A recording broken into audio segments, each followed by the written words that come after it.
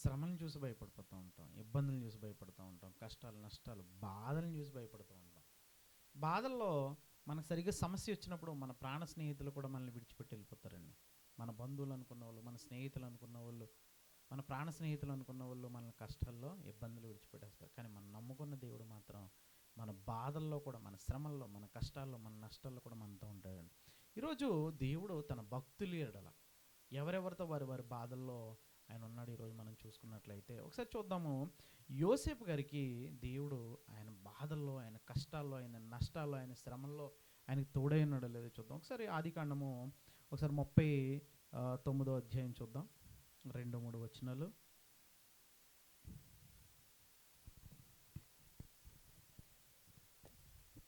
యెహోవా యోసేపునకు తోడైండెను గనుక అతడు వర్ధిల్లుచు తన యజమానుడగు ఆ ఐగుప్తుని ఇంట ఉండెను.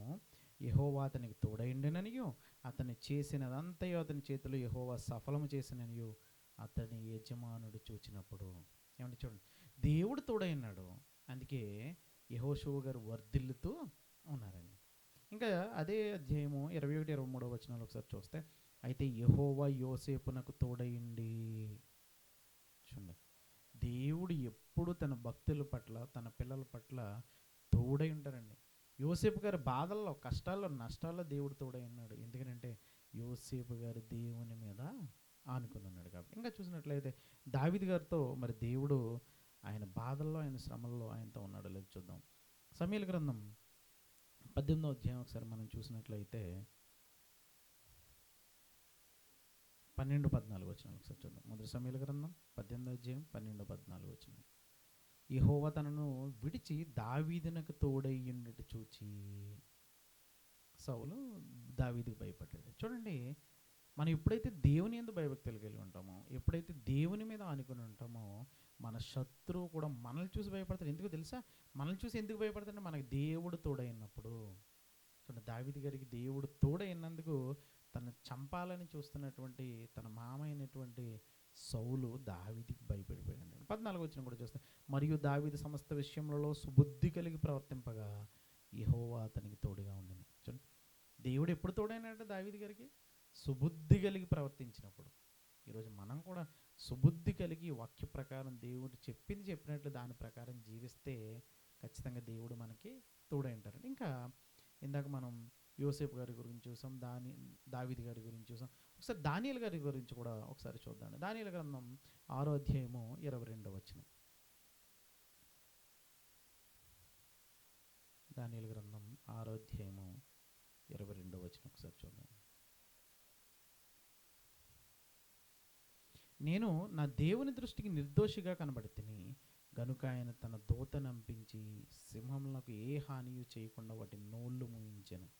చూడండి, దానియేలు గారికి కూడా దేవుడు ఆయన శ్రమల్లో తోడై ఉన్నాడండి. ఆయన బాధల్లో, ఆయన కష్టాల్లో, ఆయన ఇరుకులో, ఆయన ఇబ్బందుల్లో తోడై ఉన్నాడు. సహోదరి సహోదరులారా, మీరు ఇంకా చూసినట్లయితే షడ్రక్, మెషక్, అబేద్నెగో వారికి కూడా అగ్నిలో పడవేసినప్పుడు దేవుడు ఏం చేశాడట?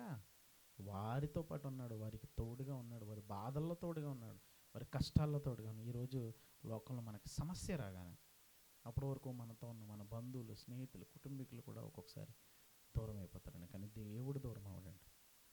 అపొస్తలులైనటువంటి పౌలు గారికి దేవుడు తోడై ఉన్నాడు. అపొస్తలుల కార్యం 23వ అధ్యాయం 11వ వచనం. అపొస్తలులైన పేతురు గారికి దేవుడు తోడై ఉన్నాడు, ప్రభు తోడై ఉన్నాడు. సోదరి సోదరులారా, అదే పేతురు గారు మనకి చెప్తే, ఈరోజు క్రైస్తవులైనటువంటి మనకి మన చింత యావత్తును ఆయన మీద వేయండి అని మనకి వాక్యం సెలవిస్తుంది. సహోదరి సహోదరులారా, శ్రమల్లో విడిచిపెట్టేటటువంటి దేవుడు కాదు. యేసుప్రభు వారు ఒకసారి దోణిలో వెళ్తున్నప్పుడు, అక్కడ తుఫాను వచ్చినప్పుడు, ఆ దోణి మునిగిపోయేలా ఉన్నప్పుడు వాళ్ళందరూ భయపడతారు. భయపడిపోయి, మీకు చింత లేదా, మేము చనిపోతున్నాము అని అంటూ ఉంటారండి. ఆయన ఓడ అమరంలో నిద్రపోతూ ఉంటాడు. చూడండి, ఆయన దేవుని పని చేస్తూ ఆయన విశ్రాంతి తీసుకోవడానికి స్థలం కూడా లేదు, టైం కూడా లేదండి. ఆ దోణిలో పడుకుని ఉన్నప్పుడు, అమరంలో పడుకుని ఉన్నప్పుడు అక్కడ వాళ్ళందరూ భయపడతారు. అప్పుడు ఆయన వచ్చి గాలిని, తుఫాన్ని నిమ్మలింపు చేసి వారందరినీ రక్షిస్తారు. జాగ్రత్తగా ఆలోచించినట్లయితే అమరము అనేది మీరు అది ఏంటనేది మీరు చూస్తే, వాడకి ప్రధానమైనటువంటి ఇంపార్టెంట్ పార్ట్ అమరమే. వాడికి ఏదైనా యాక్సిడెంట్ జరిగినప్పుడు, ఏదైనా ప్రమాదం జరిగినప్పుడు ఫస్ట్ పగిలిపోయేది అమరమే. సమస్య వస్తే మొదట మన తరపున నిలబడేది, మనకి ఎదురుగా నిలబడేది, మన కోసం నిలబడేది దేవుడండి. అది అర్థం అవడం కోసం సువార్తల్లో అది మనకు రాయించాడు ప్రభు. సోదరి సోదరులారా, శ్రమల్లోనికి తోడుండే దేవుడు, తన భక్తులకు తోడున్నాడు. యెహోషువ గారికి తోడున్నాడు, అబ్రహాం గారికి తోడే ఉన్నాడు, మోషే గారికి తోడే ఉన్నాడు. భయపడొద్దని చెప్పాడు, ధైర్యంగా ఉండమని చెప్పాడు. వాళ్ళకి ఏం చెప్పినా ధైర్యంగా ఉండమని చెప్పాడు. దేవుని సేవ చేస్తున్న ప్రతి ఒక్కరికి, దేవుని పని చేస్తున్న ప్రతి ఒక్కరికి దేవుడు తోడే ఉంటాడండి. సహోదరి సహోదరులారా, మనకి శ్రమలు వచ్చినప్పుడు మనం భయపడకుండా మనతో ఎవరున్నారని ధైర్యంగా ఉండాలి, దేవుడు ఉన్నాడని. ఈరోజు నీతో నాతో దేవుడు ఉన్నందుకు దేవుని కృతజ్ఞతలు చెల్లించడం. అందరికీ వందనాలు.